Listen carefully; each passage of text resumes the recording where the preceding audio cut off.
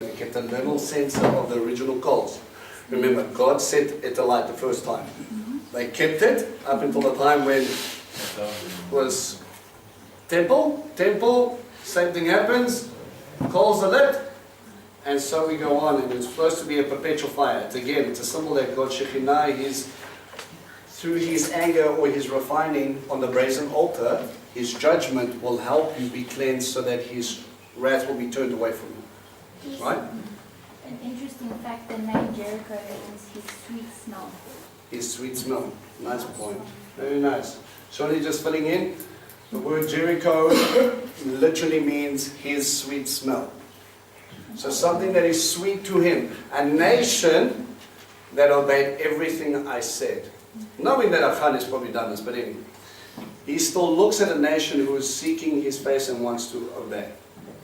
Some of the biggest victories in your life will be purely God doing something cool and you're just standing there and watching. And I thought it was nice because every time when you read about the offerings, and especially the lay, it's God that talks about the sweet aroma to the Lord. It is. What Jericho. Would they not have been carrying the coal anyway for the Mishkan? Yeah, but That's that's it. it. Yeah.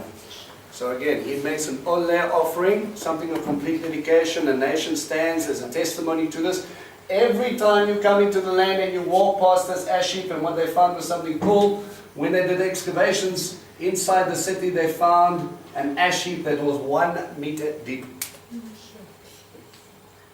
And they were like, what could have caused this? And then some good Jew boy went, please read Joshua. And it reaffirmed everything that we have in Scripture, as it happened. It's nice when the archaeology, when you know truth, and then you get archaeology just to reaffirm what you already know to be true. Sorry, one more thing. Please. And Jericho is also in the portion of Benjamin. In the tribe of Benjamin. Yeah.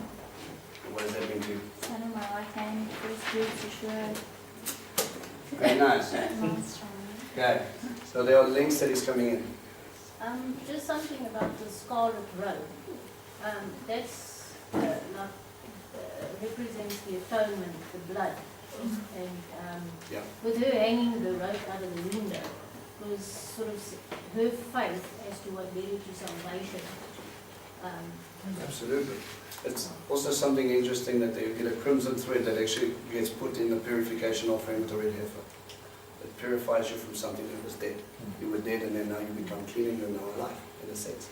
Okay, so we've got lots of these sort of parallels and cross-references through offerings, to what he's trying to tell you about Jericho, to what he's going to do later in Revelations, with Jerusalem again being a portion of.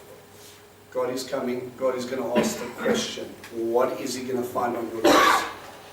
There's the question about that scarlet the ribbon. Yeah. Was that not a signal back in that day? They tied around their neck just to let people know that they were harlot? Nothing that I've found or read is possible, but nothing that I've heard of. Somebody's speaking, they used to tie it around their neck or something like that to... Red biblically was always a symbol of flesh. Okay, but I don't think it was necessarily that, because even in Corinth it wasn't the way they were depicted.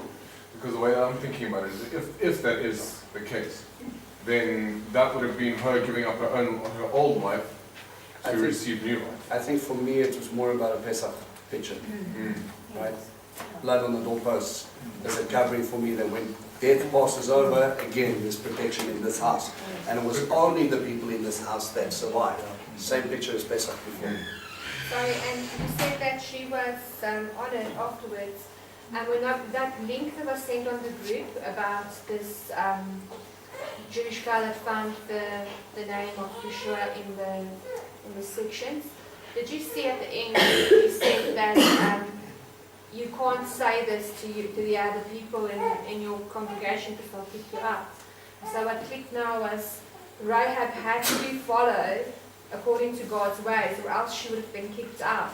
So she had to change her ways. She had to follow exactly what God said she had to do for her lineage to be able to carry forward. It was literally a lifeline. He's asking you, well, you have a choice to make. You either choose life and you live, follow me and you can carry on, or you can stand against me and see what happens.